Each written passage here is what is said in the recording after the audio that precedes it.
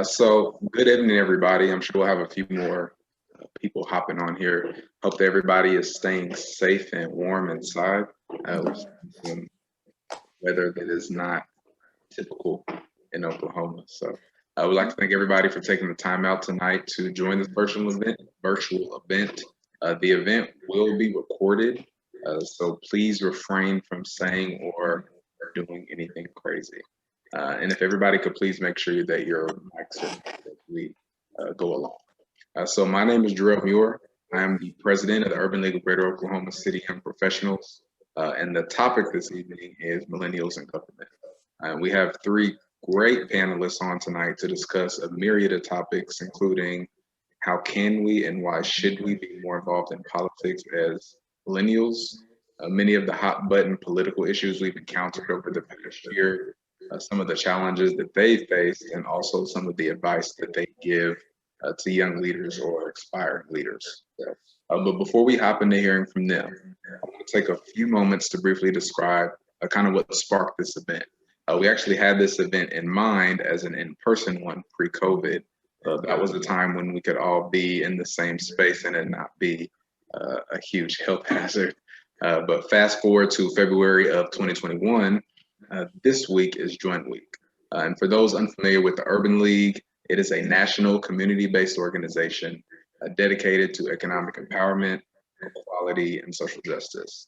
The Urban League of Greater Oklahoma City is one of the many affiliates that the Urban League has across the country. The National Urban League also has a volunteer auxiliary called the National Urban League Young Professionals, in which this young professional chapter in Oklahoma City is one of its many local chapters across the country.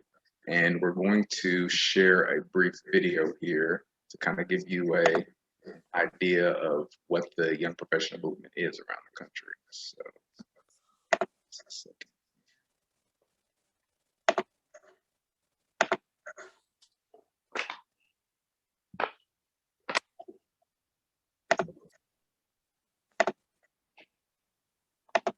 The National Urban League Young Professionals are at the heart of the charge towards civil rights and economic justice.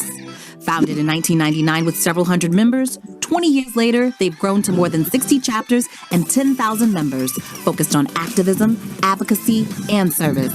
They are our affiliate CEOs, elected officials, community activists, and rising corporate leaders. The Urban League Young Professionals was that group that came together in 1999 with the understanding that we needed to build a new generation of individuals who would be able to carry that torch and continue on with the Urban League movement for another 100 plus years. This organization is rooted in community. Unlike other organizations, the mission is never about us. It's never about the young people in the room. It's never about just making connections. It's about how do we move our community forward. At the 50th anniversaries of the March on Washington and the Selma to Montgomery marches, the young professionals were front and center, not only to honor the legacy, but to recommit to the work ahead. They breathed new energy into the Urban League's ongoing voting rights campaign. When Flint, Michigan was in the throes of the contaminated water crisis, the young professionals were there on the ground, delivering food and water and engaging youth through educational and mentorship activities with the Boys and Girls Club. The young professionals are 100% voluntary, and it's an arm that allows the Urban League to extend its brand and to expand its programming through a volunteer network of young people. It's often said that our affiliates serve as kind of the treetops, but the young professionals truly are the grassroots. We're the individuals on the ground, and we're the people that you see out there volunteering and making it happen. Each year, our young professionals provide science, technology, engineering, arts, math opportunities, and mentoring.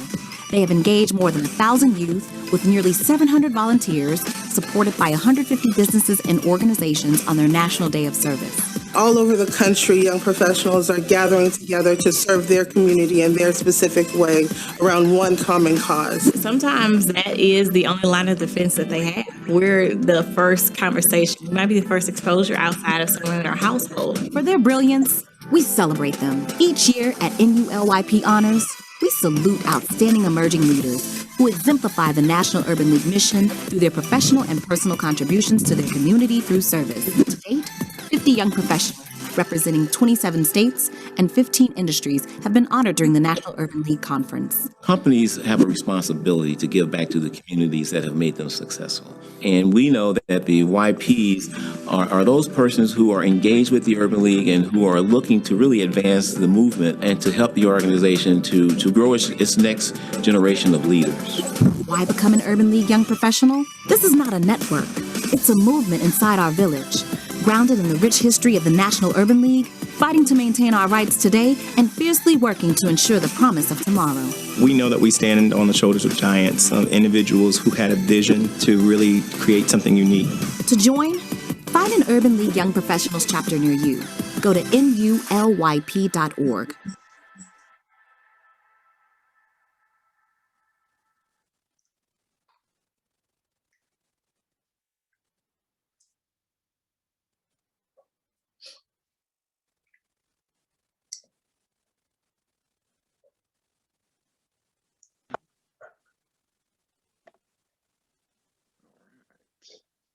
So, I'm making sure I wasn't still muted. So that's kind of your intro into the National Young Professional Movement. And so I mentioned Join Week earlier. Join Week is an annual initiative created by the national organization where all of the young professional chapters across the country host events, spread awareness of what YP is and how people can be more involved. Ultimately, our mission is to support the Urban League's overall mission of economic and social equality.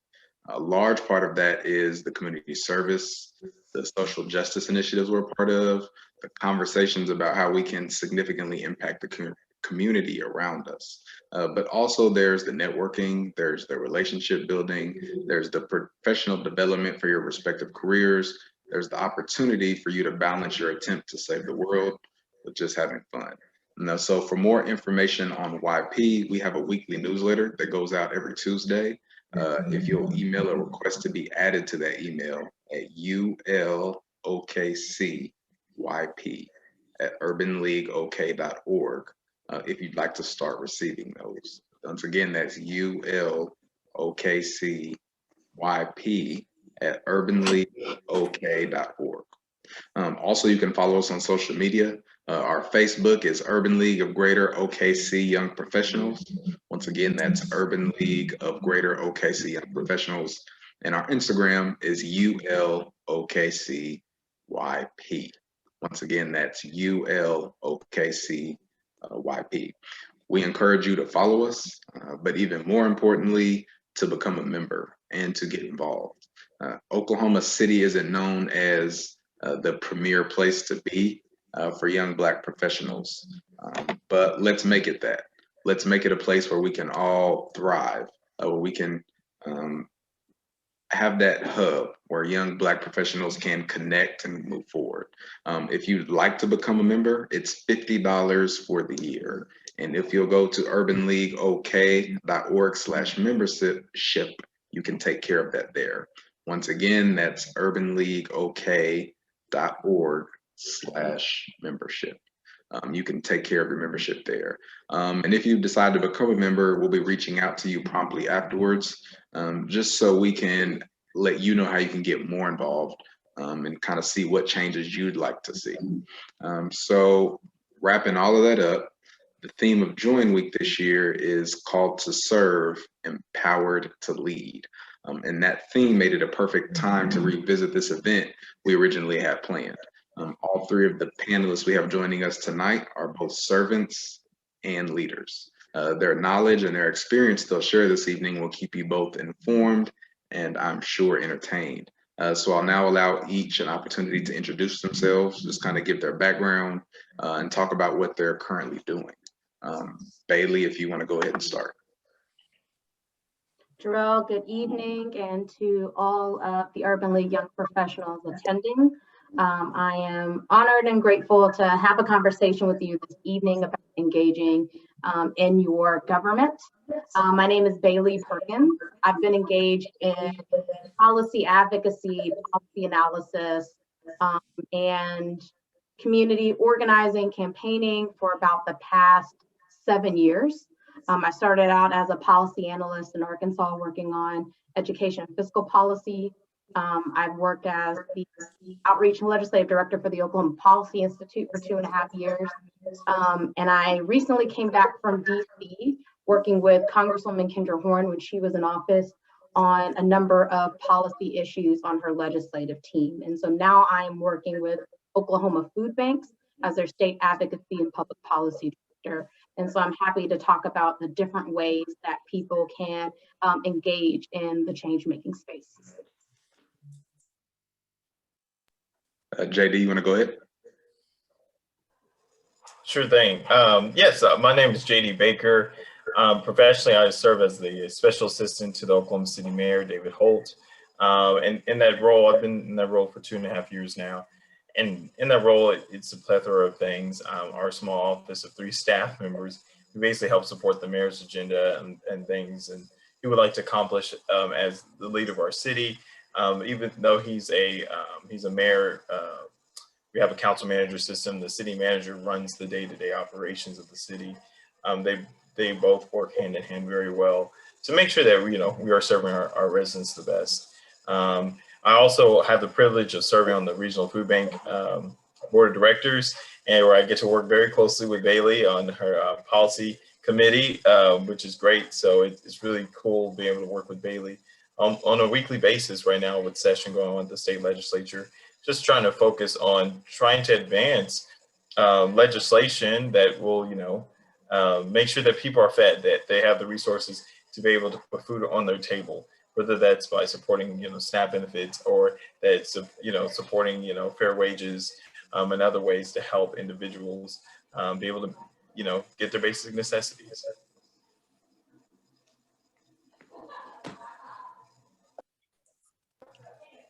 And if Representative Pittman would like to go ahead. Absolutely. First of all, let me say thank you so much for having me this evening. I am State Representative AJ Pittman. I represent House District 99 here in Central Oklahoma City.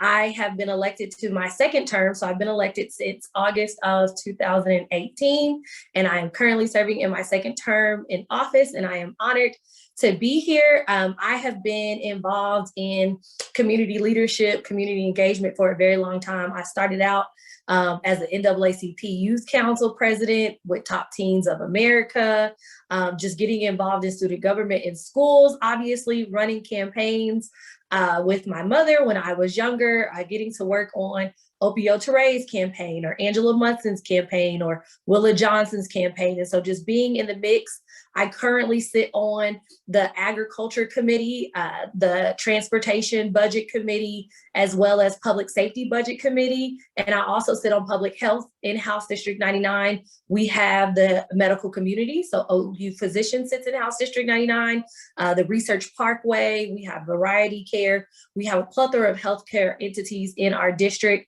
I also am a member of the Seminole Nation. So I am allowed dual citizenship with them. I am the third Seminole to serve in the state legislature. And now I am serving as the Native American Vice Caucus Chairwoman. I have been appointed to the Joint State Tribal Committee. I also sit on redistricting, and we can get into what redistricting is, but I am the vice chair for redistricting for Oklahoma County. Right now, currently, I also have recently been appointed to a health equity commission and subcommittee that is started by NCSL, which is the National Counselors of State Legislators. I have been awarded YEOs, which is Young Elected Official Networks, Top 20 Young Professionals and Young Elected Leaders back in 2020. So we've been doing a lot of work. I am super excited to be here and help you understand why it's important for you to be involved.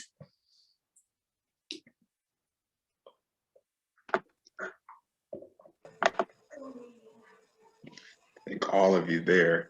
Now I'll be asking a series of questions to the panelists that I have written out here, and I ask that everyone on the call, if you have questions, please save them until the end. We'll have a Q&A session there at that time for you to get those questions out. So starting off, get these questions pulled up.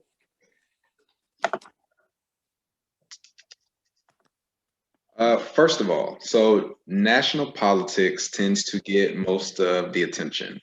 Can you all just briefly explain and define the differences between national, state, and local politics, so we have an idea of which of those branches does what?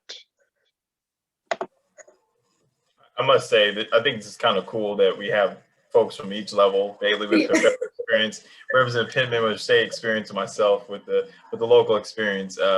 But yeah, there are a lot of different levels of government, and it can be very confusing. I know you get your little voter registration card and it tells you you live in this district of this and this district and this number. You see all these different numbers, but basically there's federal level, which we elect the president, we elect U.S. senators and Congress members. Then you have local, so we have county officials, including commissioners, sheriffs, district attorney, judges, and then you have the city level, municipal. Oh, excuse me, I skipped the state, didn't I? I can't believe it. I'll let you take the state. Go ahead, Representative Pittman. I'll take the state level. Thank you, JD. You skipped us, but it's okay.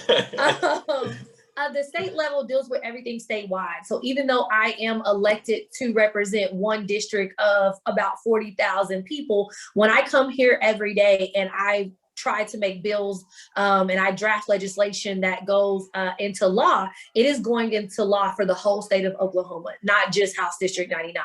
So if there's a city issue, whether it's for a business or something like that, that's not something that I deal with. If it's a federal issue, say a presidential or congressional issue or something like that, that's not something that I deal with. If you're having a state issue with state agencies such as DHS, the Healthcare Authority, the State Department of Health, the Department of Agriculture, things like that, Department of Transportation. Those are the things that we work on, and we work on everything from birth to death in the state. So we deal with early childhood development, we deal with criminal justice reform, we raise speed limits, we lower speed limits, we deal with agriculture, we deal with oil and gas, we deal with energy. You think of it, you name it, we deal with it. However, it does go into effect at a state level. So our process takes a little bit longer to get things done because good legislation takes time, and I'm not the only one can make something happen. It is 149 of us here. And so you have to get at least 50% of that 149 to support your legislation and to support your bill. And then the governor still has to sign it. So it takes a while to get certain things through the process. And that kind of is what we deal with at the state level. So I'll chime in.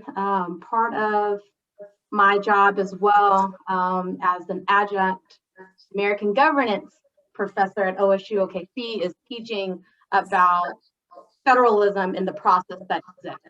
And so we have a dual federalism model that has federal power for our national government. So what's happening in Washington, D.C., where we have representatives who are based off of the population of our state, and then you have 2 senators to represent each state equitably to make policy decisions that impact the entire country.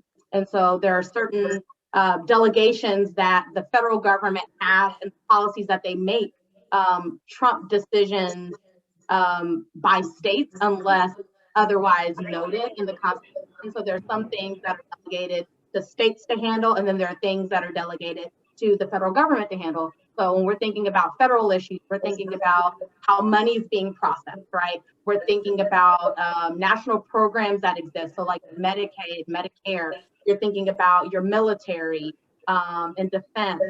And so that creates the bulk of what happens at the federal level. And then there is some overlap between federal and state.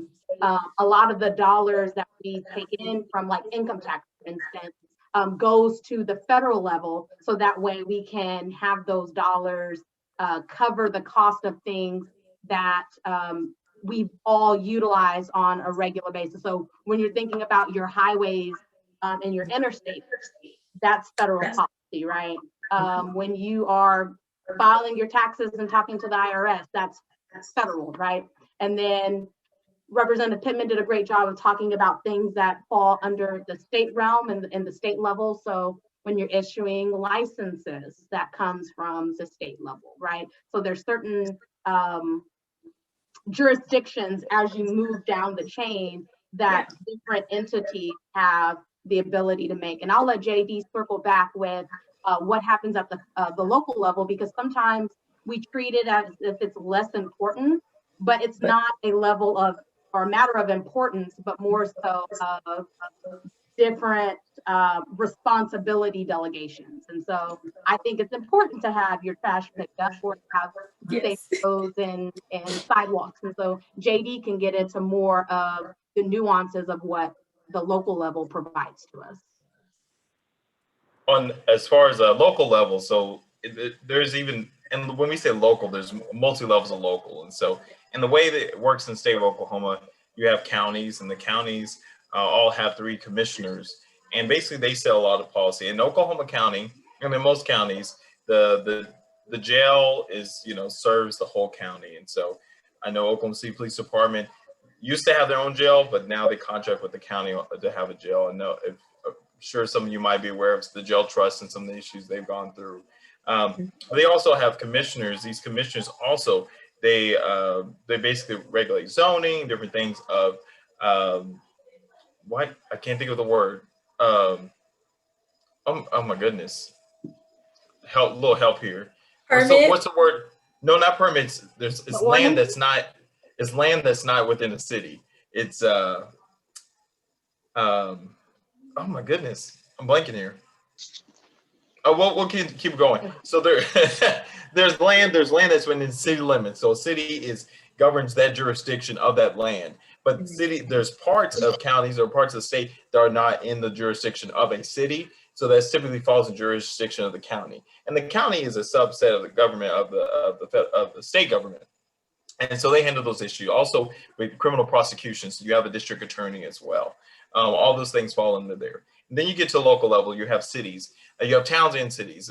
Cities pretty much, they regulate zoning, they regulate traffic. So I know Representative Pittman said, state legislature, they regulate speed limits, primarily for highways and stuff. When it comes to local level, that will be your city. In Oklahoma City, we have the Traffic and Transportation Commission that does that. Then they send that on to the City Council for final approval. You have, we also regulate zoning. So if something's going to be industrial, something's going to be agricultural, if you're wanting to build a house and your house is zoned, the land that you bought is zoned differently. You got to go to the planning commission, get that rezoned to residential so you can build there. Same thing with a lot of other things. So there's zoning, your water, your utilities, we have, all those different things. So the things that you pretty much deal with on a daily basis, a lot of that is local government. And we are supported and backed by the state law and federal law, as well as supported by different things. So we do get quite a few federal grants and some state money to operate some of the programs and things that we do at the local level. And then right below that, you also have a little bit more local level, you have school districts. In Oklahoma, we have several hundred school districts, I believe. Yeah, over 700, it's like 740-ish. Yes, and within the city of Oklahoma City limits, which the city of Oklahoma City is 621 square miles, is the second, is pretty much like the third or fourth largest city by land. We're right behind Houston. We have 24 school districts that overlap with Oklahoma City limits. So someone might have a child that goes to Moore Public Schools, Evan Public Schools, Millville Public Schools or something, but they live in Oklahoma City. Putnam City is another one, but there's 24. Also, Oklahoma City covers over 3 different counties, Cleveland, Oklahoma, and 4. Potawatomi, Cleveland, Canadian, and Oklahoma County. But these school districts, they have school boards and they have local governance. These school boards are separate entities from the State Department of Education, but the State Department of Education sets the education policy and the guidelines, but then the local school districts, they can set forth on how many schools they are, what the capacity of the schools. They get to manage the money that they get from state allocations, state appropriations, as well as any property taxes they may fund the schools. I know this is very detailed, but it is a lot. It's a lot. It's important. And then even for some people, you get even a little bit lower government, and you start running into different housing associations, so HOAs and stuff. So that's even local governance that is even supported by state law to allow those that to exist. And those are things, when you live in certain areas, you have to sign an agreement, you have to put an HOA, you have to pay your dues. And if you don't, there'll be liens put on your home. And when you sell your home, you got to pay that back. And those liens go to the county. So there are all these different levels of government. And I know it's confusing, but in everything, all these things work in tandem with the other. And it's important that we do participate in all of our elections, because they all have consequences on our daily lives. And before especially we leave locally. that topic, one thing I wanted to add is, when you're thinking about, when I pay my taxes, where exactly do those things go? So to cover the things that JD was describing, cities rely on sales tax. So anytime you go to the grocery store, or you're purchasing, you know, putting gas, well, not gas, I'm sorry, when you're purchasing stuff at the mall or whatever, anything you're paying sales tax, and that supports your cities and your local economies. When you're paying property tax, that's paying for your schools. When you're paying income tax, there's a portion that goes to state government to pay for criminal justice, for different things in education, well, the state budget, right? And then when you're paying an income tax as well at the federal level, because you'll see when you get that check, you'll see like Medicaid, Social Security, and different things. You're contributing to the services that you receive from the federal government. And so all of these different intersections matter, and they serve us in different ways. And even additionally, JD, if you give me just a second, you guys are actually getting into the next question. Oh. So I'll go ahead and ask it here, which is, so you guys kind of define the differences between national, state, and local. The question is, why should we care? And this is me speaking from personal experience. There was a point where voting to me didn't seem that important, because I'm like, the politicians are going to do what they're going to do. It doesn't affect me that much. So for the younger people, for the millennials, why should we be more concerned with politics on all three levels? I'll tackle that, or I'll at least go first. I think it's important because, like I said, we vote on everything from birth to death. And as you can hear, all different levels of government affect you differently, but they still affect your daily life. Even if you're working and getting a paycheck, that's going to affect government, because you're paying taxes whether you want to or not. That's government. When you turn on your light switch, that's government. When you turn on your water, that's government. When you go out and you're at cocktail hour, that's government. Even if you want clean water, right? Like, that's government.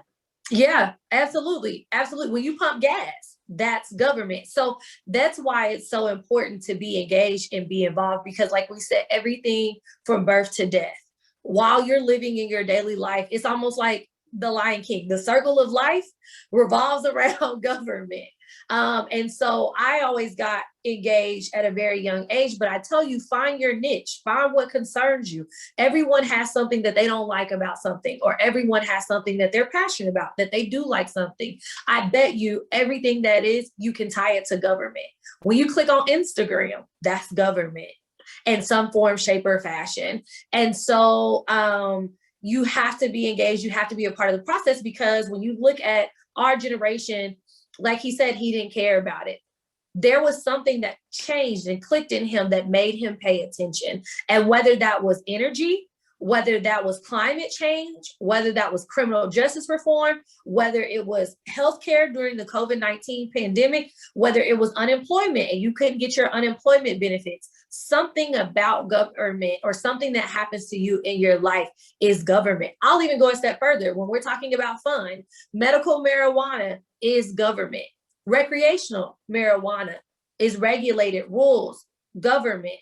If we're talking about hanging out in Bricktown, some of those city ordinance that say they can be open until 2 or later, or have to close earlier, that's local government. How much liquor you can buy, or the fact that the club can serve liquor, that's the Able Commission, that's state government. Bottle service, if you can buy whole bottles of liquor, that's government, that's a bill. So anywhere you find something that you like or that you dislike is government, and you get engaged so that you can either help it, change it, make it better. But we have to look at our generations and look at our communities. Our grandparents are not going to be able to do it for forever. Our parents are not going to be able to do it for forever. So we have to have a new generation of government, which means millennials like us. And there's different levels and there's different ways to get active. You can be a policy person like Bailey. You can work at the city level like JD. You can be at the state level like me. There's activists that are on the front lines. So there's so many different ways for you to engage in it. You can find an area that you like and that means something to you.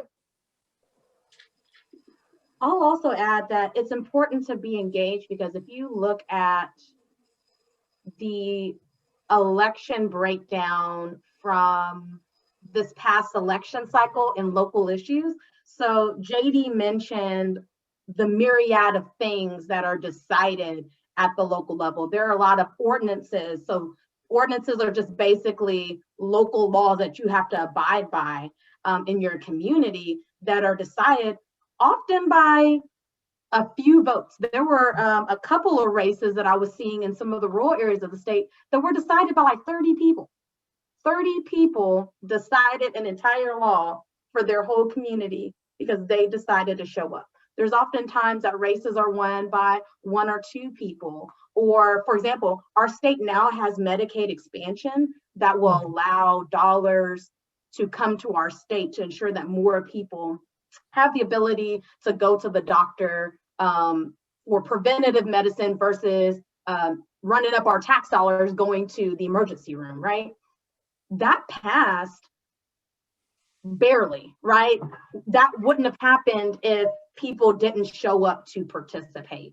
The election that we had this year would not have happened in November if enough people didn't turn out to vote to elect someone who's going to work on student loan reform and getting rid of student loan debt, that's going to make sure that communities receive the monies that they need to be able to fight the COVID-19 pandemic, to support families from being evicted from their homes and different things. Those decisions are made by people who show up and participate. And so it's why not have the ability to have a say in what's going on?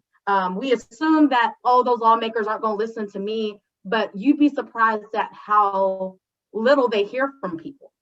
That they do hear after the fact when people are upset, but they don't hear beforehand on, hey, here's an idea that I have, or here's an issue that we think would work best. And so it's important that we're taking time to communicate our experiences, because we're the experts in our lives. And we have to communicate with elected leaders at all levels to let them know how we believe decisions should be made.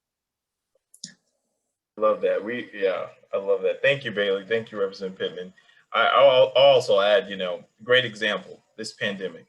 What we've gone through in the past 11 months has been, I hate to use the word, unprecedented. But truly, it's been something I'll never forget. March 15th, I was leaving church and I got a call at noon, 12:30, and we got out early that day. And Mayor Holt said, JD, we're meeting at City County Health Department at 3:30. I was like, oh, okay, cool, And from that point, we had a press conference that evening, saying these are the next steps we're going to do. And I'm want to give a really grateful for the City County Health Department of Oklahoma City County Health Department.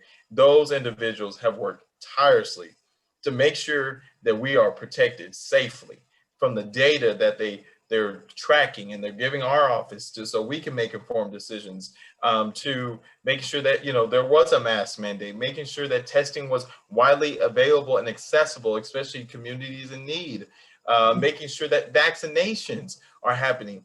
The City County Health Department, they get a certain allocation from the State Department of Health on vaccinations, and they're the leading county on vaccinating folks in the state. All the vaccines they get from the state, they administer every single vaccine. Not every county is doing that in the state of Oklahoma. So I'm really grateful for those individuals, and they are funded by your property taxes. But all that they're doing, it's really important. This also goes along with, I want to give a shout out to Councilwoman Nikki Nice.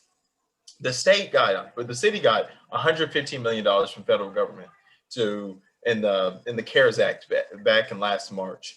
We've been able to use that funds for a lot of things. We're able to support free testing, free and available testing through the City County Health Department for COVID tests.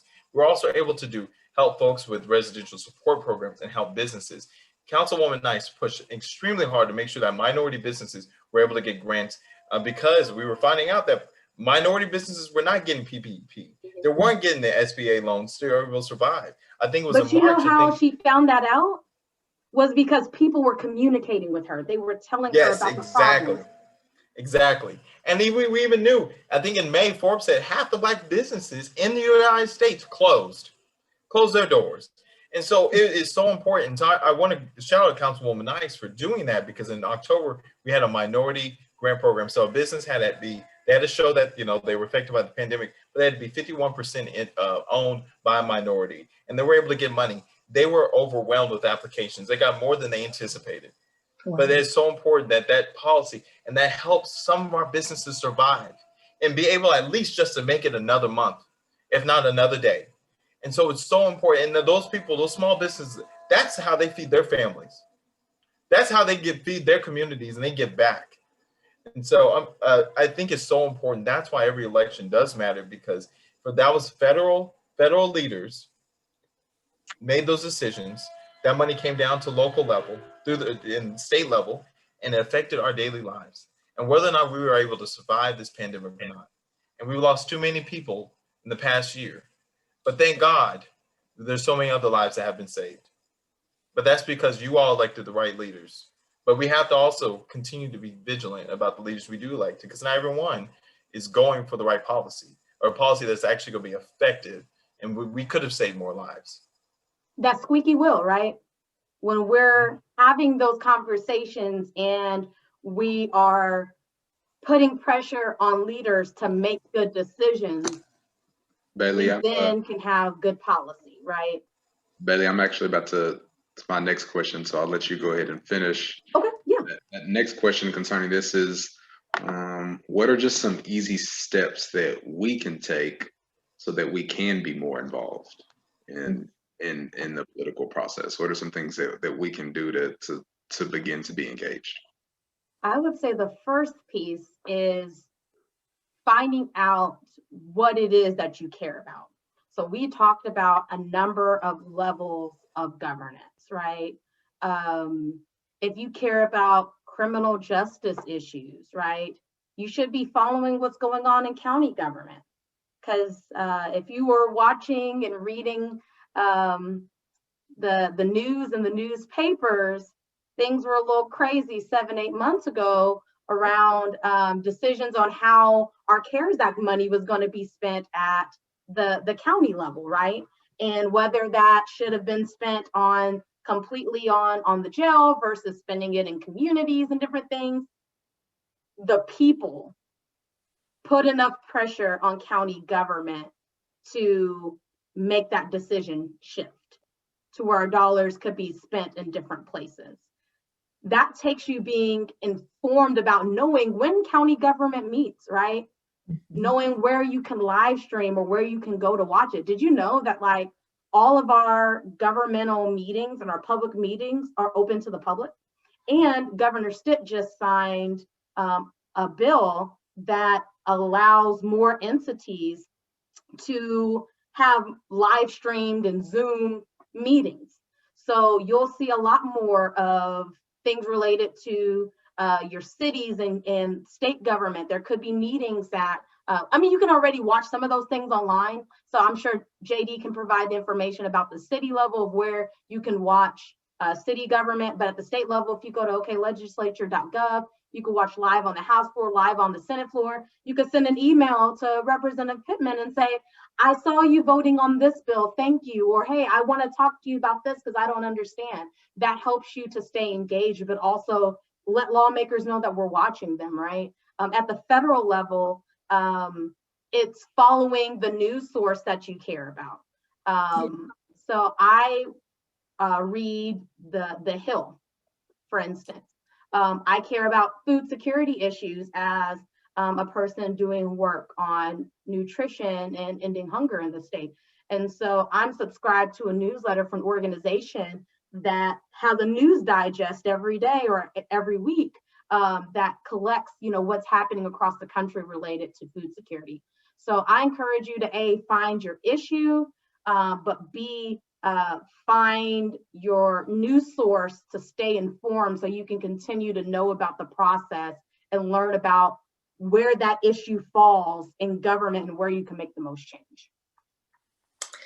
And I'll tackle that after Bailey. She's absolutely right. You can watch all of that, and our committee meetings are even available for you to live stream. And a lot of us, they changed the rules. We can take pictures, but we can no longer record videos on the House floor or in the House chamber anymore.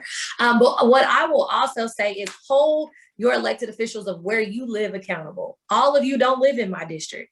All of you may not live in the city of Oklahoma City, where JD works or where Mayor Holt is the mayor. So if you don't live in our areas, that's fine, but make sure you are contacting those elected officials. We live in a Republican super majority state. And don't get me wrong, I have great Republican friends, great Republican colleagues that we can work together to get things done. But let me give you some demographics, right? There are 149 members in the legislature. Out of those 149 members, there's 101 in the House of Representatives. Out of that 101 in the House, there are 19 Democrats. It's not even 20 of us. That's less than at your cookout. Out of that 19 Democrats, there are only 5 of us that are African-American that are in the House. There's 8 African-American total out of the House and the Senate, but there's only 5 of us that are African-American. So when people want to hold us accountable about what we're doing and what we're not doing or how we didn't get this bill passed, I need you to know what we're up against. And I need you to understand the process of when we go into a committee and I'm one of 2 Democrats on a committee of 10 or 11 people. My bill cannot get passed unless I have relationships with the people from the other side. I cannot do work for my community here at this building and get a bill passed unless it works for the people on the other side as well, which means we got to make compromises, which means we need you to contact those other members too. And if you don't live in a predominantly African-American district, there's nothing wrong with that. But make sure you're holding those people, whether they're Democrat or Republican, whether you share their party or not, they're still elected to support you, and they're still elected to represent you, so you can hold them accountable too, because we need that support. If you have a bill that I like, you can reach out to your elected official. If someone else has a bill that they like, you can reach out to me and say, hey, here's a bill from Mark Lawson, and I like his bill. I looked at it. But that also means you got to go look at the bills or at least know what subject matter that you want to. What I will also say is the little things. Register to vote.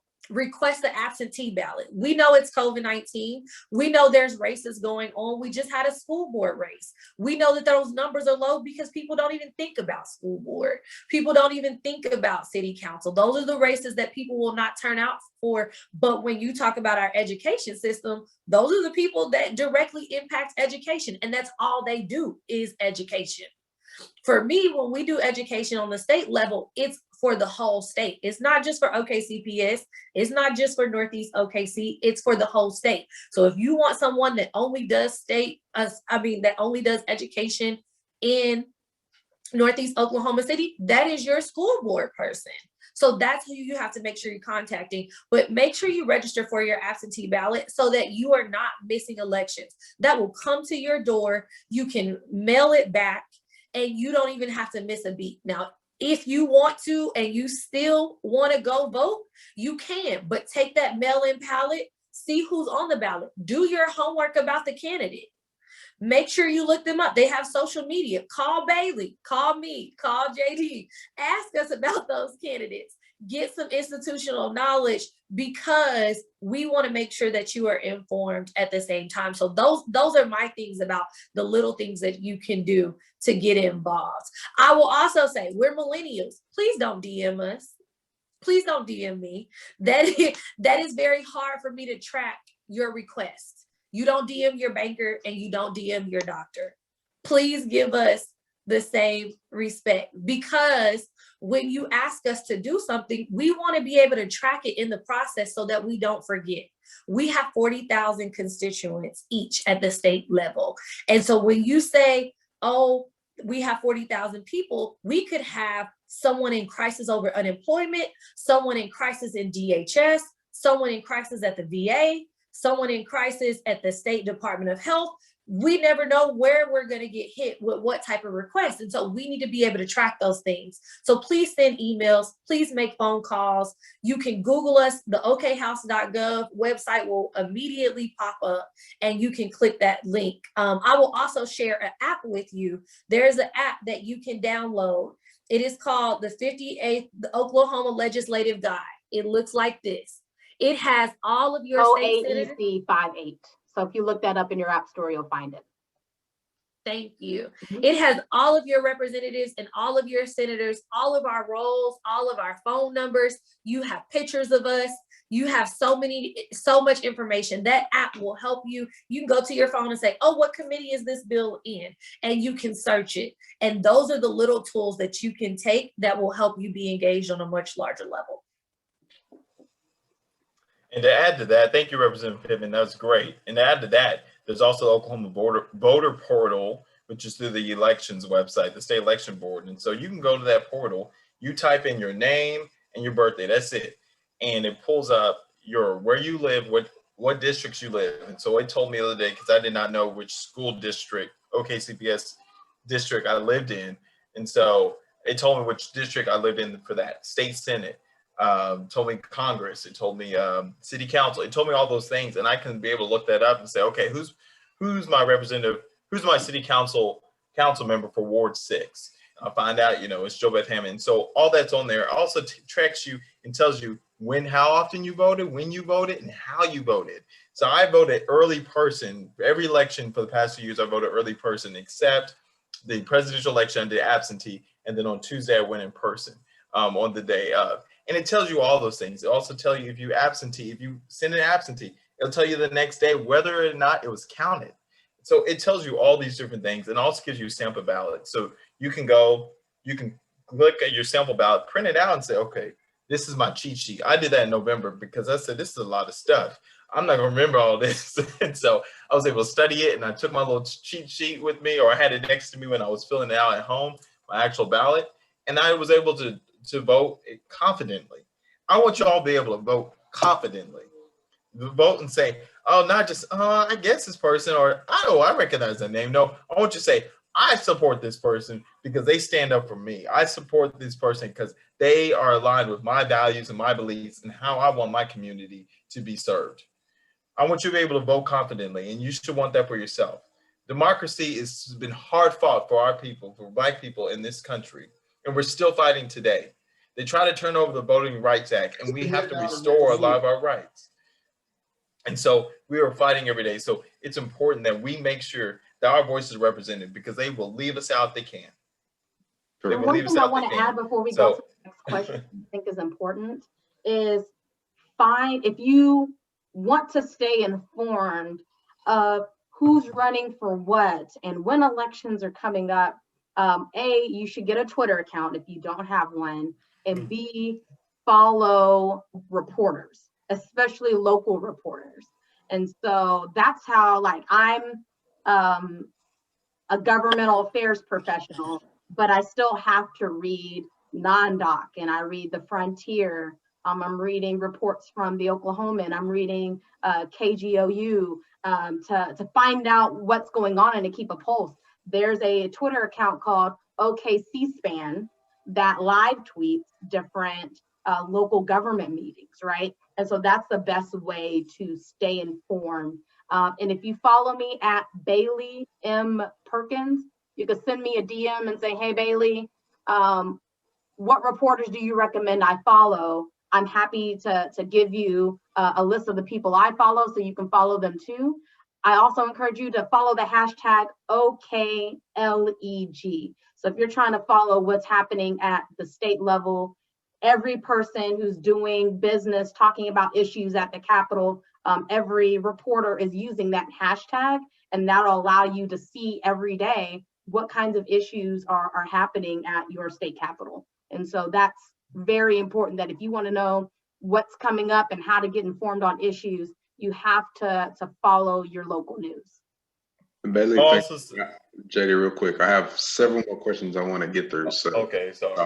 Well, I want to give real quickly. I just want to say, if you want to reach out to your elected officials at any website, if you go to State House of Representatives, State Senate, if you go to your local city website, your county, you can typically find the contact information for your representatives, or what's a commissioner, state senator, representative, council member, whatever. You can typically find an email there to connect with them. And so feel free, anytime something comes up and you feel like it's important to share with them, email them.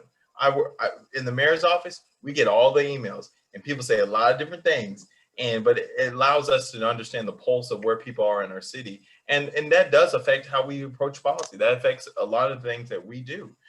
So feel free, anytime you see something, you want to say something, say something. You know, that is really important, because I mean, truly there's a lot of good leaders. People. So you may even get a tweet. I said your boss tweets at people. So yeah, we know David likes to tweet. So thank you all. I'm trying to move on here to the next question.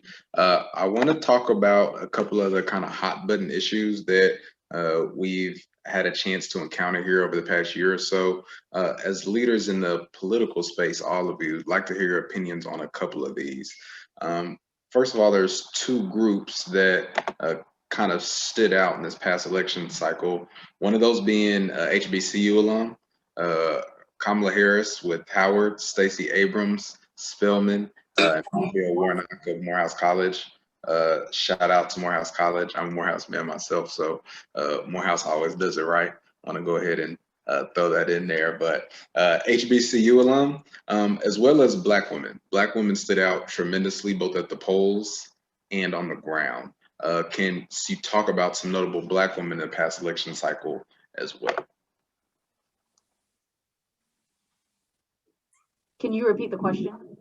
Sure. HBCU alum, two groups that kind of stood out, HBCU alum and Black women specifically. Can you kind of talk about their impact on the past election, and any notables that stood out to you in those two groups? Well, I think we should start with, the representative Black woman who is an HBCU alum, Langston University. Is that correct, Representative Pittman? I attended at Langston University. I did not graduate from there. Oh, okay. But hey, however, still go Lions. Thank you. And I will shout out, because there were a lot of young Black electeds too, not just Black women. There were a lot of young Black electeds. I was very fortunate to be a Biden surrogate here in the state of Oklahoma, and there was a Biden team of millennials called League 46, and that we were millennials for Biden, and some of us were millennial elected officials from all over the country, especially through YEO Network. And we were able to be on the ground in our states, be on the ground in our counties. So yes, we tend to think of the Stacey Abrams and the Nina Turners and the Simone Sanders and the Angela Rye's, and we pay homage to them. We love them, and we love to see them up there, but we also want to pay homage to the down ballot candidates and the young elected officials like Representative London Lamar from Tennessee, Representative Ramesh Akbari from Tennessee, Representative Erica Crawley from Ohio, or Representative Juanita Brent from Ohio. Like, you have young Black electeds that are up under these people that are doing this work as well. And so I want to make sure I shout them out, because sometimes we tend to be behind the scenes. A lot of times we are not on national TV every day, or we don't have a million Twitter or Instagram followers, but we are still doing the work. And those are levels of government. Like I said, everyone has a place, everyone has a level, and those people have us up underneath them supporting them. We have people like our volunteers that are up underneath us supporting us. We have church moms who make phone calls that are up underneath us supporting us. So everyone has a role in this, and everyone needs a support system. So those are the shout outs I want to give, because I know I have a lot of friends that are young and they're Black and they are elected all throughout this country. You have Joelle Jones. You have so many young Black elected officials. There is a network of us. And so I would just suggest that you do some research and find your younger Black elected official, because I know it's new in Oklahoma. I know I was one of the first to do it here, but it's been happening throughout our country. And so it's a torch that I'm excited to pass, but it's a movement and a train that we gotta hop on. Thank you, Representative Bennett. Bailey, you want to go ahead? Yeah, one myth that we have to stop feeding into is that Black people don't vote. Black people show up, A, when there's competitive elections, and B, when there's something to vote for, right? And then, of course, our history of being denied the opportunity to participate, to vote, and the struggles of our ancestors to ensure that we have that right. I had the honor when I was in DC to meet on a couple of occasions and talk with the greatest John Lewis, right? To me, talking with him and being near him was the same as being next to Dr. King, right? That's how valuable he was to me. And so knowing that Black people carried this past election shows us that we can't psych ourselves into that, you know, these elections don't matter, I won't have impact, because when you look at the areas that carried this country, they were Philadelphia, right? They were Detroit, they were Georgia. And so when we show up and we use our voices, we have the power to change the trajectory of this country. And so that takes involvement even beyond the election. And so I hope that we're looking at the barriers broken for HBCU grads, because there are people who didn't know what an HBCU was until after Kamala's election, right? As a woman of Alpha Kappa Alpha Sorority Incorporated, I was very excited to see this historic occasion to have a woman from an HBCU, a woman who is a woman of color, a Black woman, an Indian woman, a woman who has worked her way, you know, to be in this moment and represent so many of us. But we also have to be willing and ready to shift from just representation to also that accountability factor. So while we love Kamala Harris, I got to talk with Rosalind Brock earlier. I was on a panel with her, with Representative Pittman as well.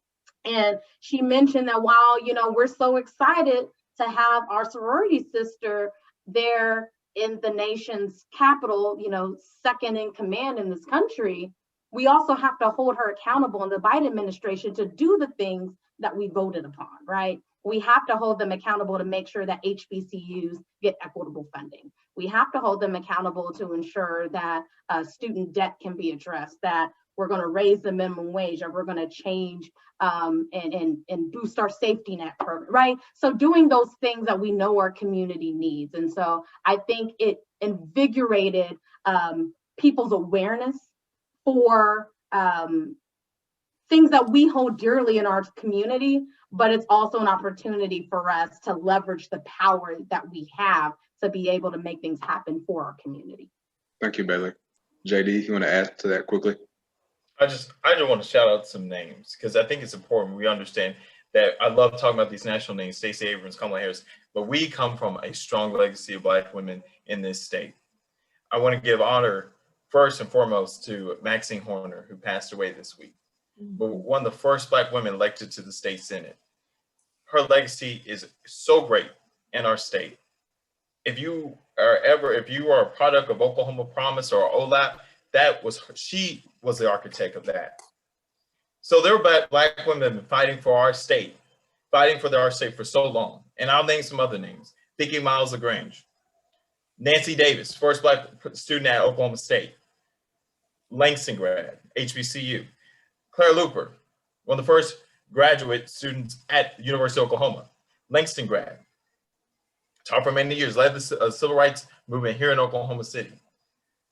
Angela Munson, represent Anastasia Pittman, Senator Anastasia Pittman, AJ's mother. I know I'm leaving out some names. I'll give another name, Anita Hill. And I'm not sure how many you know who Anita Hill is, but Anita Hill was a person that accused Supreme Court Justice nominee at the time, Clarence Thomas, of sexual harassment against her. And she stood up in 1991, very vulnerable, and this country ridiculed her. And they still confirmed Justice Thomas, barely. But at the time, 1992, the next year became the year of the woman, because she stood up in bravery. And that next year, so many women were elected. Her voice came back into the picture a few years ago with Me Too movement and Time's Up. This is a woman from Oklahoma. She was teaching at the University of Oklahoma College of Law at the time of it. She lost her job because of it. All I'm saying is Black women in this state, learn them, understand them. I'll give one more example. Don't forget Hannah Diggs Atkins. Oh, thank you. Yes, Hannah Atkins. That's Ernie another Williams. one. Yes, Willa Johnson.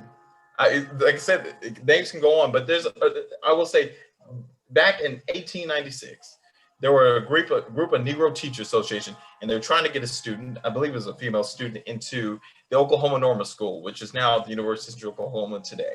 And at the time, that student was not admitted because they did not want a Black student at that university. Well, under federal law, that meant if states, in Oklahoma was a territory, so it was under federal law, is if you do not allow for schools, higher education to be integrated, you have to create a separate university for people, for Negroes. And that is how Langston University was established. Those were leaders in our state to establish Langston University in 1897. That's our HBCU. Bessie Coleman was a student at Langston University. I believe Jennifer Hudson was also a student at Langston University. So we have a great leg. Like I said, I want to make sure it's serious. I know. I just know your history. No, I want you guys to touch on your opinion on the impact of the opposition to the election results that just occurred in this last presidential election, both kind of the legal battles that came from that, and also the attempted siege at the Capitol. Kind of your opinions on that and how that impacts us kind of as a nation moving forward. I think it's a reminder that rights aren't just handed to us, and that although we may have made progress in this country, we still live in two different Americas, right? I constantly heard people talk about if a majority of the people who stormed the Capitol on January 6th had brown skin, what would the reaction have been? Would they have been able just to go back home and hop on a plane, right? You had people who were so angry and bought into conspiracy theories that didn't even vote on election day to have a say in those results, to then storm the Capitol and harm the people that they claim that matter to them most, right? We heard a lot of the Blue Lives Matter say things like F the police, right? Destroying our nation's capital, putting our congressional leaders and our top leader. I mean, this was not a Democrat Republican thing. We could have lost our vice president on January 6th. We could have lost high-ranking members of our legislative bodies across the aisle. Thankfully, to the bravery of, and quit thinking of a Black police officer of diverting the crowd, we could have had some serious tragedy in a place that I worked there. I walked those grounds on a daily basis for a whole year, and I thought it was the safest place in the nation, right? And so when we're thinking about the importance of our involvement, we can't be deterred, right? That action stemmed from anytime there's momentum and movement and progress for Black folks, there's always some type of reaction to try to tear us down, right? So thinking 100 years ago, you know, we had Black Wall Street and it was set literally on fire, right? We had an election and the very next day after we elected the first Black man to represent the state of Georgia in our US Senate, have an insurrection attempt in our nation's capital.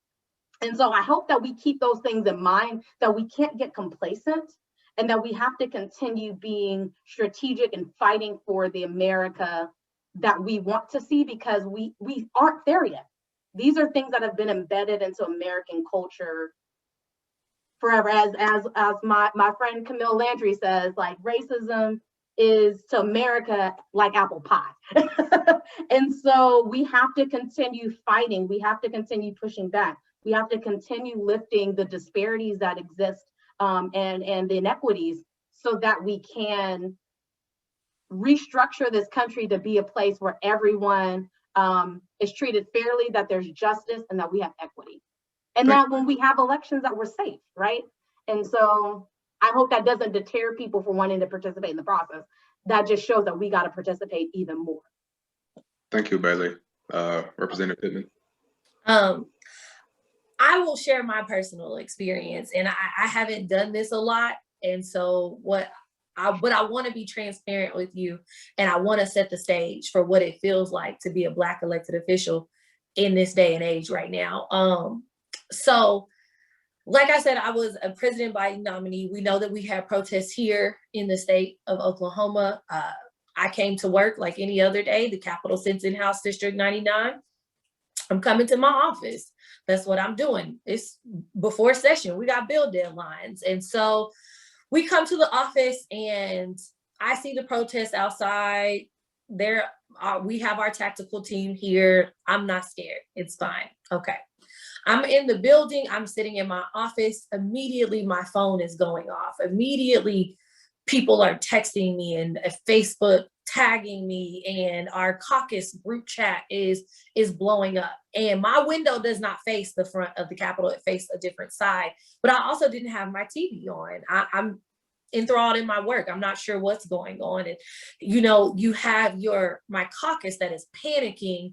I have family members that are panicking, telling me to get out the building and asking me to move and to move fast and to figure out what's happening. And so it jars you, and your adrenaline starts going, because they're transferring that energy to you. They are transferring that fear. They're transferring, but they're triggered by what's happening on TV, because they want to make sure that we're safe. And I'll be transparent. Some of our constituency does not know that we are not in DC. And so they are concerned for our safety, and in true transparency moment, this would have been my second time in the bunker in the Capitol, because the first one was when we had counter protesters on the Capitol grounds with assault rifles, and the state troopers had to come escort me out my office and escort me home. And so when you have these moments where you have men in tactical gear coming to get you, and you are just waking up trying to go do your work, trying to go do your job, and your life is on the line for serving your community, it triggers something in you. Because a lot of times when you get a title, people don't look at you as human. People don't look at you as a real person. We get sick, we get hungry, we get tired, we have real lives, we have family. And a lot of times once we get these titles, people remove that humanity from us. And so I tell you this so that you understand that this was my experience in Oklahoma. But I'm sure Bailey can attest to this. We have friends that work there, that live there, that we know, that we love. Congressman Carson, Congresswoman Williams, like I can name names of people that I have known for periods of time in my life that I'm generally scared for their safety.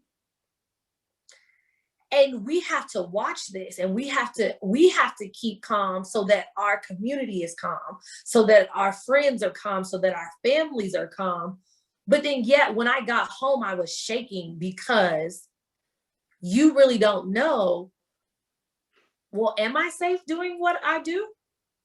Am I safe? Is this so volatile that we can't go home because our information and our addresses are public knowledge?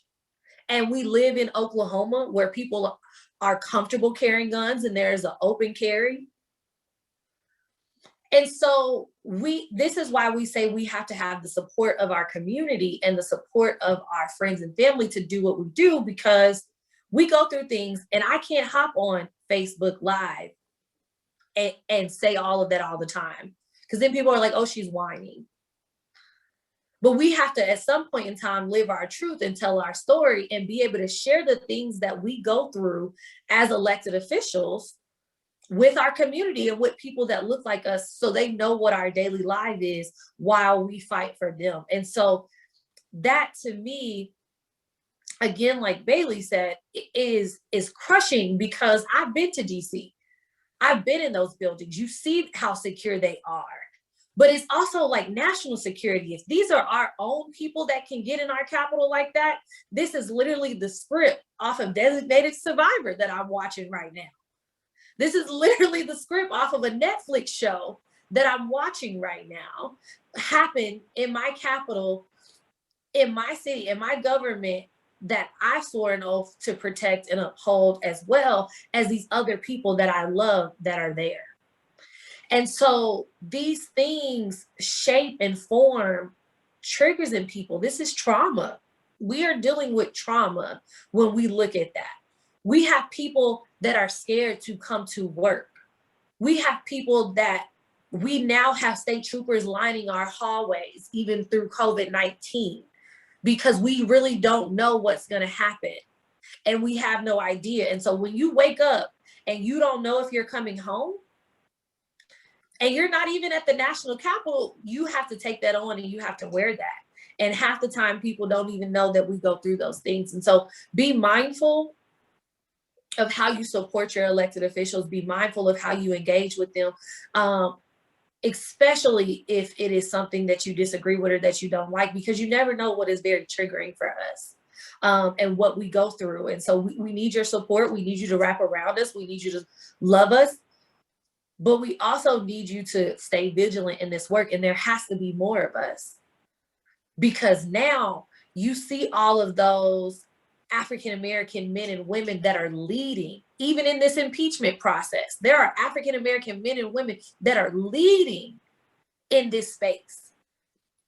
And we have to keep showing it so that we are normalizing the fact that we are in this country, we have a voice, but we are leaders too.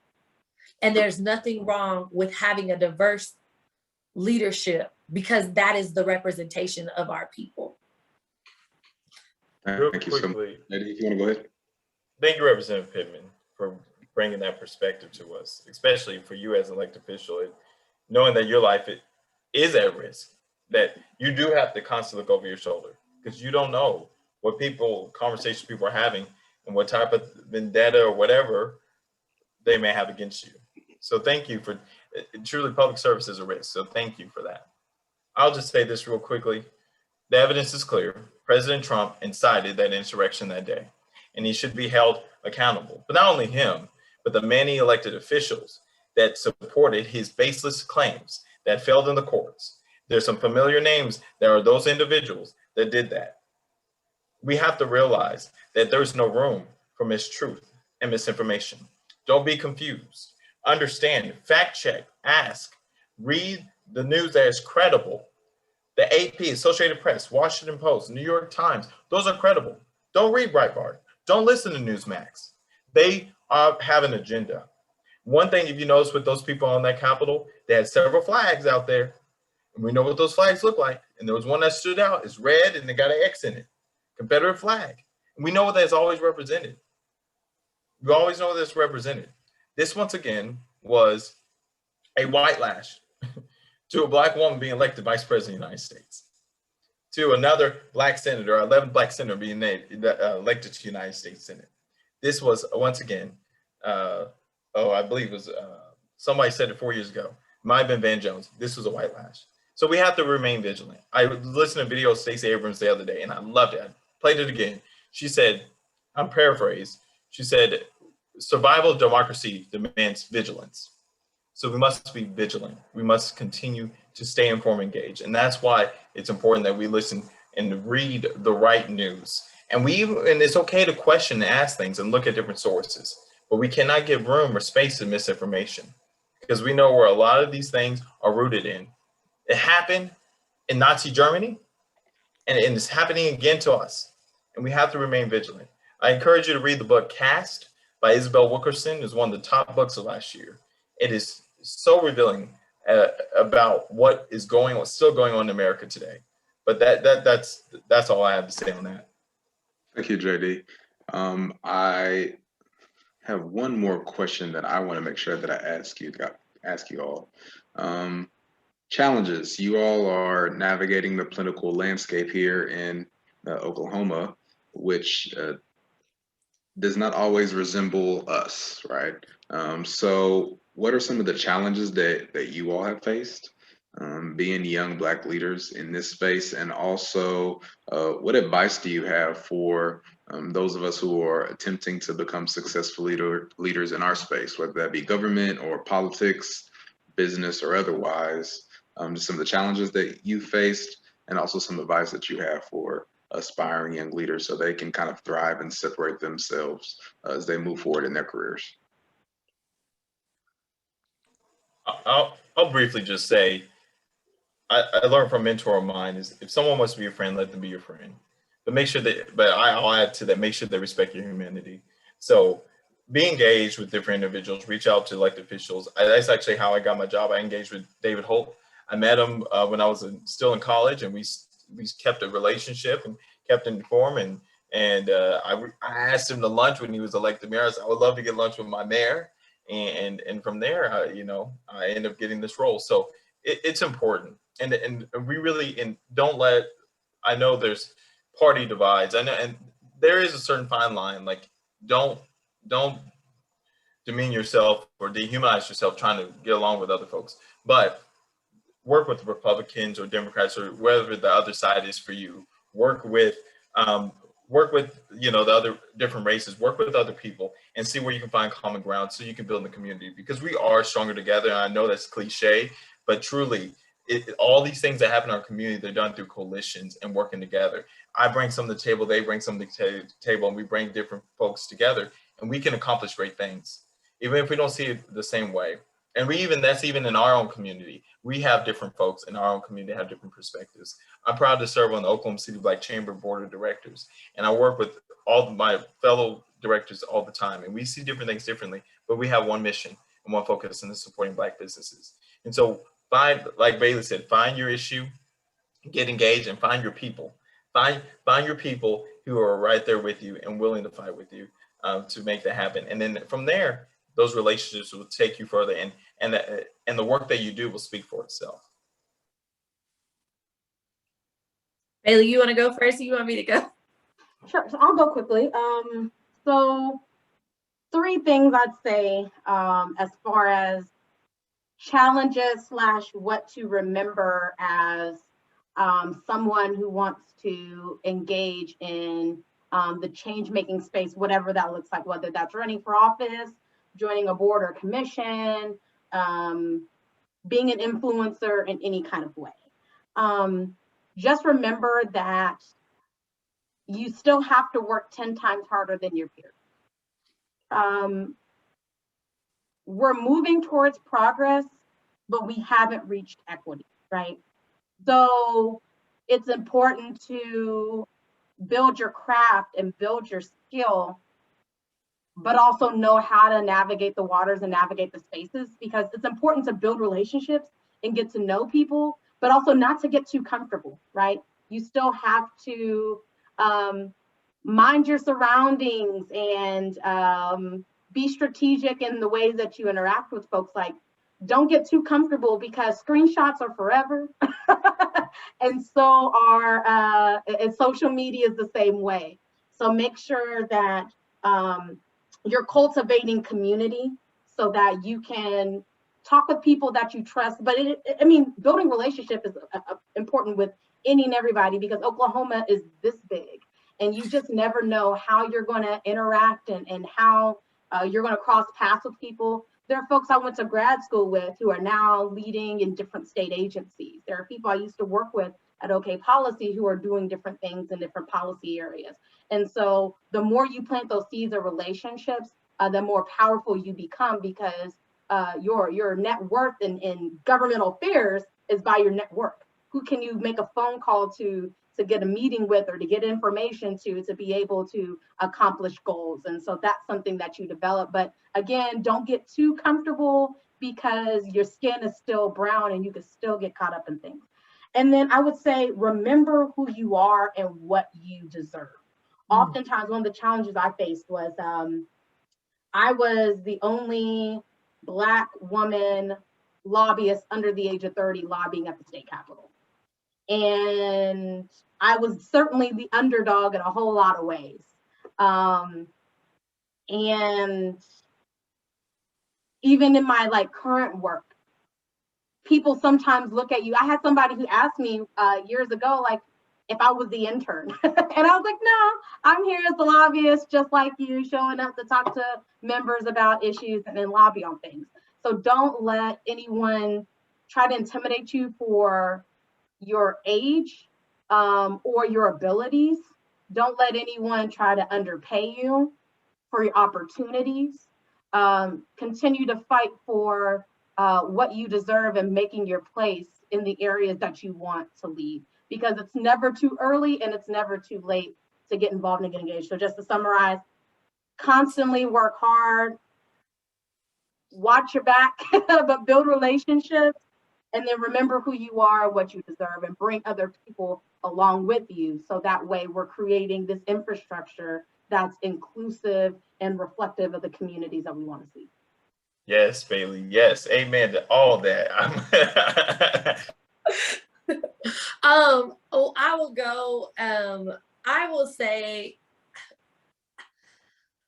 it's so many things I would love to say to you, but in the spirit of me continuing with my authenticity and me sharing, I will say, be mindful, like Bailey said, watch your back, because sometimes it can be your own people.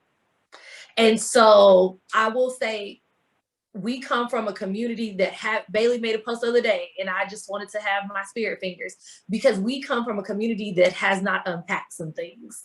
We come from a community that still has microaggressions, and sometimes we are the most unprotected by our community. And so I say, if you see something, stand up. If you see something, say something, because if you let it fester, if you let it continue, it's going to be there for the person that's coming behind you. And so if you're going to break barriers, sometimes that requires you to be bloody and bruised. And it's okay when you go through that, because you know that it's going to be easier for the person behind you. And so be mindful of those things as you climb, because some people that say they're going to support you may not support you, and that's okay.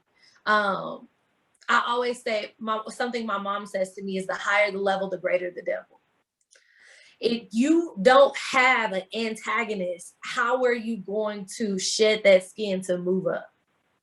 So sometimes you got to have some adversity. You got to have some skin in the game to even get to where you're going. So don't fight fire with fire. Stick to your work and do what you need to do.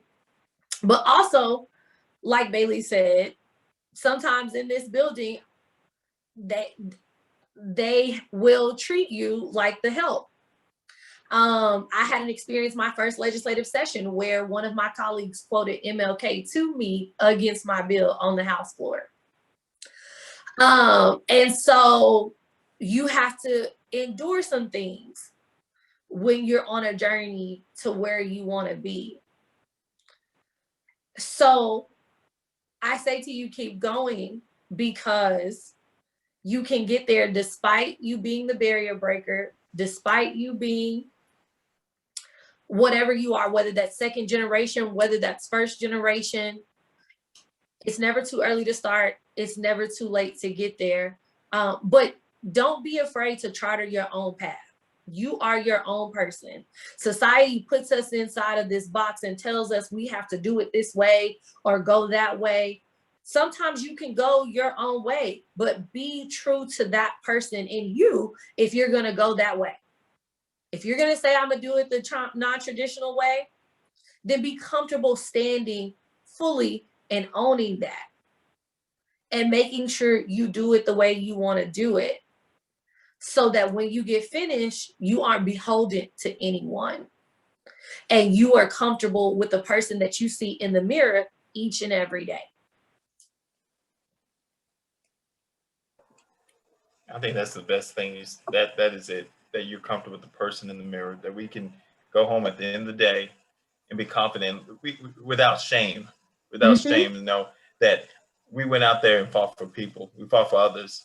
We didn't fight for ourselves, because it is hard. Sometimes it is hard. You can get in your self-interest, and we have to remember who we are. I love that. Thank you all so much for those answers. We are at a little bit past 8:30, so I know I said that I would allow for some Q&A, so if the panelists are okay, I will allow for a couple people to ask questions if you do have questions for the panelists. There's a raise your hand button down there at the bottom. If you do have a question for one of the panelists, if you can raise your hand, and we'll let you unmute and ask.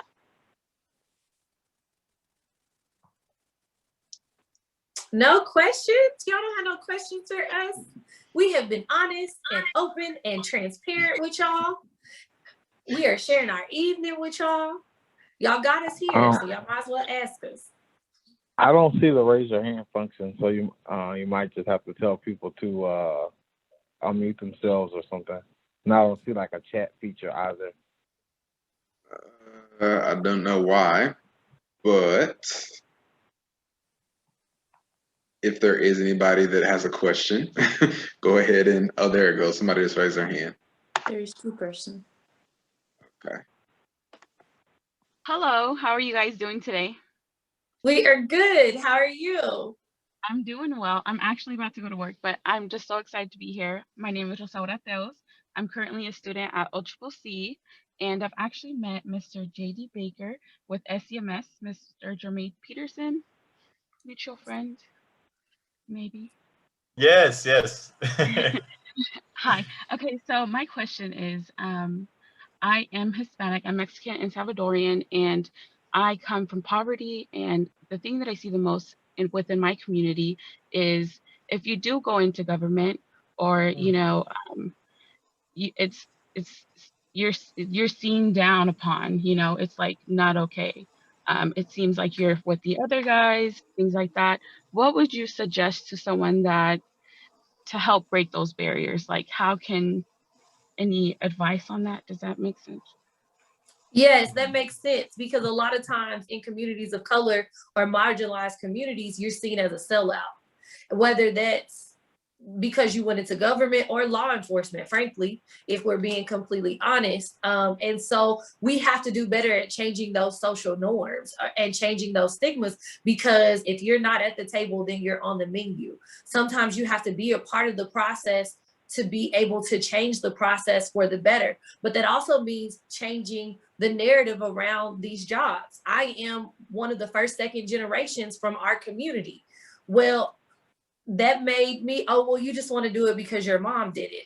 Well, if somebody's daddy was an attorney, you were okay with that. If somebody's daddy was a doctor, you were okay with that. So sometimes you have to charge your own path and say, I want to do this because I want to change the stigma about it, around it, be more authentic, be more transparent, and understand why our community has a disconnect with this type of career path, and be that trailblazer in that. I would add that it's about talking about issues. So not talking about government per se, but talking about and finding out from those in the community that you're in of what matters most, right? What are those problems that exist? And then you can have a conversation of how you connect the dots to the solutions that help fix those problems. And then the role that needs to be played in order to fix it, that comes from what you want to do, right? And so whether it's, you know, increasing opportunities for people in your community to attend college, or it's issues related to immigration, or it's issues related to criminal justice, whatever it is, being able to talk about what matters to them and their values can then help you have a more informed conversation. Oftentimes, people's perspectives about government are based in fear, or they're based in certain experiences or generalizations, right? Because we talked in the very beginning about different levels of governance that many people don't realize exist. Or, you know, I watch, I think it's Jimmy Kimmel that has the, where he goes around different blocks and he interviews people and asks them questions about, you know, who's the vice president of the United States, or some basic questions, and people are like, I couldn't tell you, right? And so a lot of that drives people's disinterest for it, because most people's interactions with government are often negative, right? It's with a police stop, or it's with the IRS, you know, coming after you, or it's about, you know, some type of fine for whatever. And so opening people's eyes to positive experiences and things that can be changed, that address the things that they care about, can then help to shape how they view and they see government. And that, to Representative Pittman's point, that can start with you. So your engagement, and then talking from an issues and values point of view versus political parties or newspapers or whatever, can help you help them see things differently. I'll say real quickly, I see Representative Pittman not just as a legislator going to vote. I see her as a resource. I see Bailey as a resource that I can go to them. I can go to Representative Pittman. Representative Pittman, this is an issue that we're having at the city level. Can you help us out, or can you advocate for us in the legislature, or and vice versa? I know there's some of your colleagues, Representative Pittman. I know Mickey Dollins, he's had constituent issues, sends them my way, we get it handled. And same thing with Bailey. Bailey, you're a resource. I have questions, different things about different, we just talked before this call. You're a resource. And so I think that's the thing, is present yourself that I'm your ally, I'm your resource, and I want to include you in this decision-making that we're doing, the advocacy that I'm doing. We're in this together. So I think that's just including people and just presenting yourself not as a resource, in that, you know, this is the only way you have a voice in this, you know, we're going to be very frank, in this white established institution, in this white led state. And that's just the reality, that and it'll be like that for a long time, but it's just make sure that, you know, if we're not in the room, our voice won't be heard. And even sometimes we're in the room, our voice isn't heard, but it's, that's true too. But I'd rather be in the room unheard than be out of it. Because if I'm in the room, I know what's going on. I hear what's going on. And that's why it's important. Thank you, JD. I believe Senator Pittman actually had her hand raised, so if she would please unmute herself and speak to us. Thank you. I think you guys have done an amazing job, and I think this platform being available for millennial leaders to be able to express and share has to be something that becomes more frequent.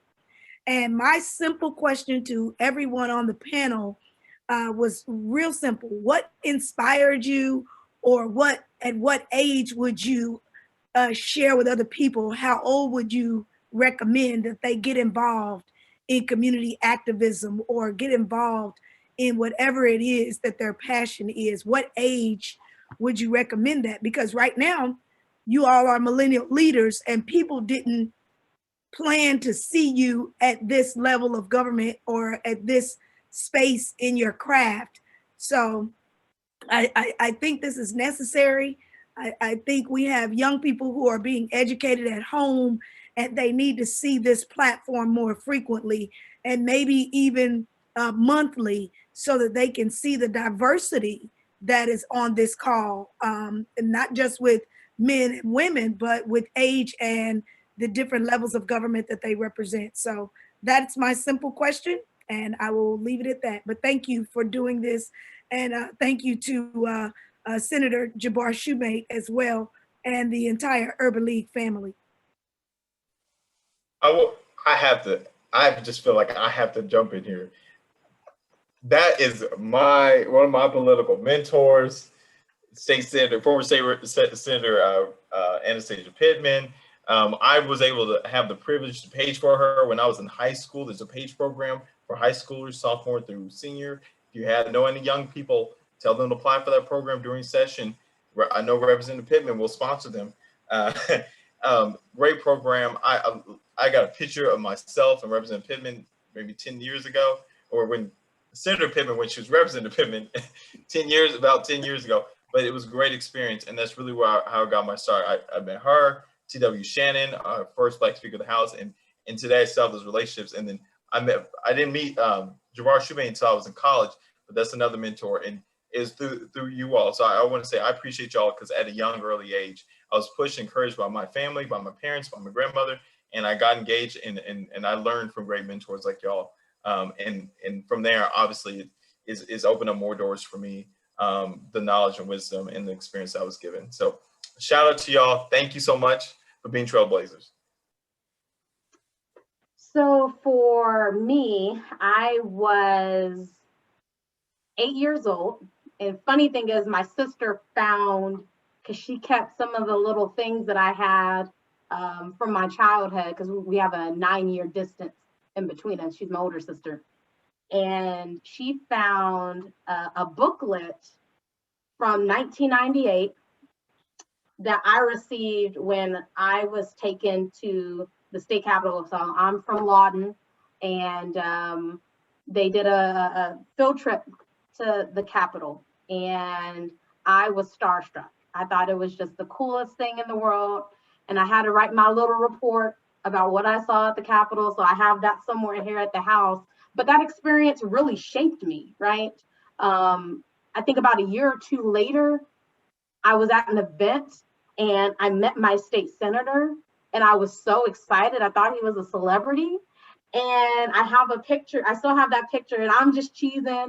My brother, he has his 2 front teeth gone. He's cheesing because I'm cheesing. And so those moments growing up, because I had that experience, helped me to see what the possibilities were in my life. Then when I was in college, getting involved in different internships, and I consider myself a child of the Black Caucus, because anytime there was something going on, there were members of the Black Caucus pulling me along. Senator Pittman said, come on, come knock doors with me, right? Come with me to the NAACP convention in Houston, right? And so I developed those mentors over time that helped to put me on game on, hey, watch out for this, or you need to come speak at this and be involved in this. Until to this day, those folks are my mentors and the people that I look up to most. And so it's never too early to, if you have little cousins or kids yourself, it's never too early to bring them along to see what's happening. I mean, I'm inspired hearing about the folks who are still among us who walked with Sarah Looper, right? There was a 6-year-old at the lunch counter protesting so that we have the ability to drink from water fountains and to go to the same schools and to shop in the same grocery stores, right? Those are kids in the NAACP Youth and College Division making change on our behalf. So it's never too early to get involved, to make change, to have that exposure. And it's never too late. So if you're 28, 30, 35 years old on this call and you're like, I want to get engaged into the space, there are platforms and opportunities like New Leaders Council and Urban League to get involved and get engaged in the political space. And so I encourage everyone to take that opportunity and appreciate the question, Senator. So they are absolutely right, and Bailey is especially right. It is never too late. It is people dang near in hover rounds up here in these hallways, okay? Like, our legislature is made up by old white males. This is their second and third careers. Like, this is not something that they decided to do like we're doing at a very early age. This is something that was probably on their bucket list, that they was like, oh, I'm bored at home and I got the money to go do it, so I'm gonna go do it. So please, it's never too late, but it's never too early. My journey was a little bit different. I was about 4 when I started coming to the Capitol because my mom was working for Senator Angela Munson at the time. And I have news clippings of me kind of holding Angela's leg in the picture, not even supposed to be there, not knowing what's going on. But I also used to put together the newspaper at the Ebony Tribune. And when there was another African-American owned newspaper by Alicia Swain. And so those little things, and labeling envelopes for Opio Touré. But because I saw it on a daily basis and I would take naps at the Capitol and I would roam the halls and all of that, it normalized it for me. I wasn't necessarily starstruck. It was comfortable. That was like a second home. And it wasn't until I was sitting in the audience at the Democratic National Convention and I saw Chelsea Clinton introduce her mom and them hug on stage. And I was like, oh my God, that has been us so many times. Like, it's possible, it's doable. Like, this glass ceiling has been broken. And that is me and my mom. That was my aha moment. And it brought the importance back to it. Because I was so comfortable here, I at some point in time took it for granted. And then it brought the importance back to it. But because, again, I was so comfortable, I have no problem walking on that House floor and being outnumbered and still saying my piece, because this building sits in House District 99, which is a minority community. Thank you so much for that. And thank you, Senator Pittman, for just getting on here and supporting us in all the work that you've done in the community and that we are sure you will continue to do. Thank you so much. Any other questions from the group?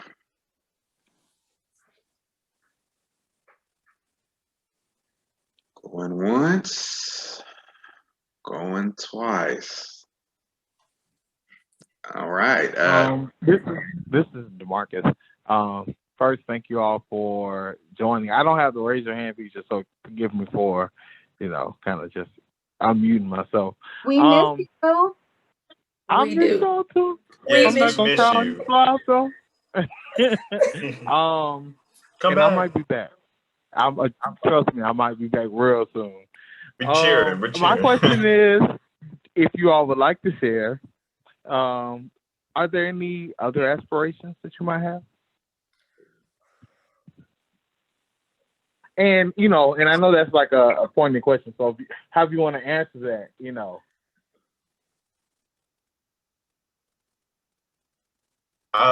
I'll say I love public service. It's been great so far. I'm planning to leave anytime soon. But I'll say this, even me as and Bailey can probably attest to this too, I realized how impactful I can still be to my community in a role on staff. I feel like I'm blessed to work with 4,800 other great employees at the city of Oklahoma City, because every day in some type of capacity, we're serving the people, whether it's my older brothers who are firefighters for the city as well right now, and serving the people that way, whether it's our utility workers or something, the people down in Atoka and McGee Creek, making sure our water it's good and clean when they send it up to Lake Draper. So there's a lot of great folks that I get to work with. So I would say at the end of the day, I plan on staying in public service in some type of way. I'm just not sure, I get the question quite a bit. I'm not sure if they'll be elected or not. just have to pray on that and see what, for me, where God leads me to that, but or not. But I think it's important that in any way we stay engaged in our community and how we can participate, whether that is through a professional job, through elected office, or just being a community member. I mean, Shirelle, you do a great job already, so I appreciate you. And DeMarcus, and you were doing the same when you were here. I plan on working for JD someday. That's my, but Have to do already. I agree with his answer about public service and the ability to work from the outside, because sometimes like we do glamorize like the elected positions, but when I was in DC, I saw that the people making the moves were not the people whose names are on the door. It was the staffers making those decisions left and right. And that was something that really resonated with me, was how I was able to listen to stories of constituents in my area that, my neighbors, and then be able to look at policy and then talk with that member who's asking me, okay, Bailey, what does the information say? What do you recommend, right? Because there's power in that. And so I like this ability to be able to consult and support and to help connect other people to help empower them to join this process of change making. Like civic engagement is my jam. I love talking about it, right? And so I know for sure that whatever is in my future, it's certainly going to center lifting the people and bringing us to a place of equity. I honestly do not know. I tell everybody that it was not my plan to be here. This was God's plan. No teenage daughter wakes up and is like, I want to go do my mama's job. But I'm honored and humbled to be here, and I love doing it. But my goal is to have a balanced life. Like I want to be balanced and whole. And that is something that I am striving for. Oftentimes you do not see a lot of Black elected officials that have families and do this job. You don't, or successful families and do this job. You don't see Black elected officials that are talking about their counselors and their healing journey and the things that we go through on a daily basis, or the Black professionals that are talking about what it takes to be here and maintain this high powered. Bailey, no, we got to take B12. We got to take ginkgo biloba. Our feet be swollen. Like we have to do a lot of self-care because these marble floors is not great on our back. Okay. I just will tell you. And so my goal, honestly, is to be at peace, be whole, and whatever I choose to do it. If that's stay in public office, then amazing. If that's going into the private sector, maternal health and infant mortality is something that is very, very important to me, and that's something that I am very passionate about, and I want to do work there. If that means being an entrepreneur and starting a nonprofit so that I can help fund things for other students to be apprenticeships or have opportunities and have space or doing those things. I don't know what God has in store for me, and I'm comfortable at this point in time being still and being led because again, I didn't plan to be here, so I can only imagine what else he has in store for me. But a part of that is being financially stable, emotionally whole, and completely and wonderfully made so that I can continue to give at the level that I'm giving.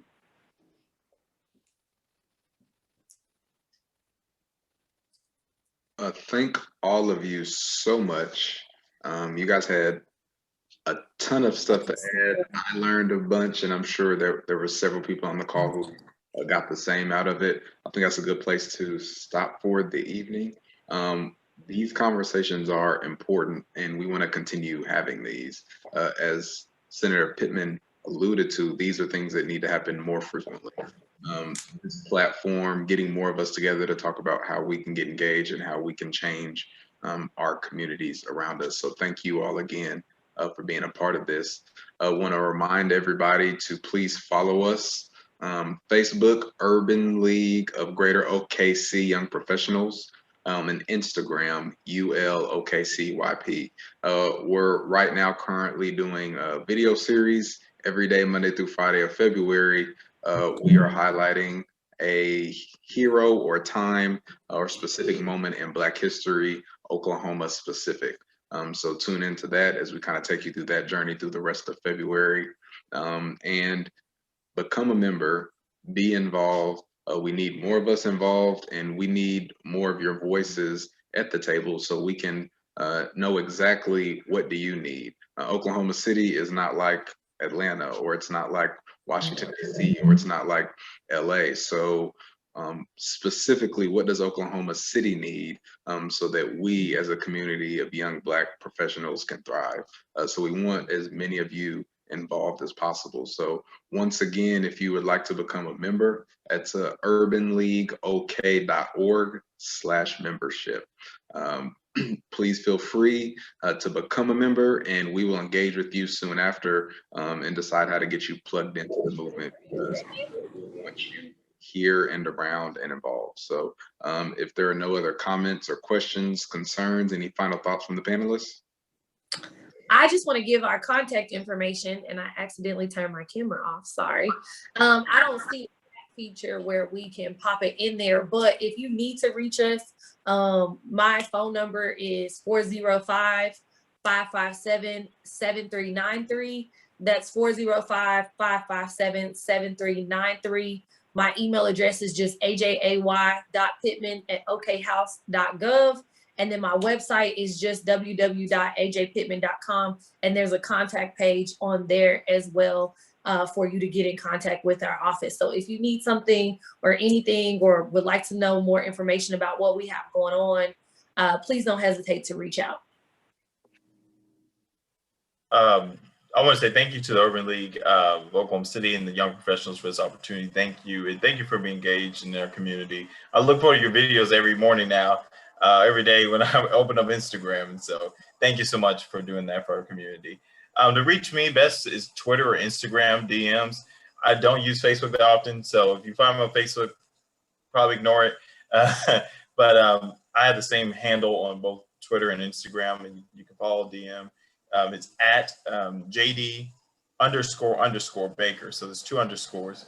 The singular was taken, so I just went with 2. But you can find me on Instagram or Twitter. And like I said, if you have any questions, reach out anytime, and I'm happy to respond, and we can have a conversation. Thank you. I echo JD's appreciation for the Urban League and the Urban League Young Professionals in particular, and the incredible work that you all continue to do, that we all continue to do since I'm a member. So don't forget that this is membership week. So please make sure that you're getting involved in this incredible organization so that more programming like this can happen.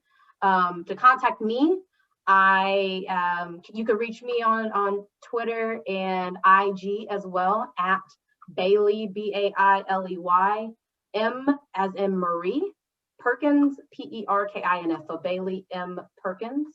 If you have interest in issues of nutrition and food insecurity, you can shoot me an email at B as in Bailey Perkins at RFBO as in Regional Food Bank of Oklahoma.org.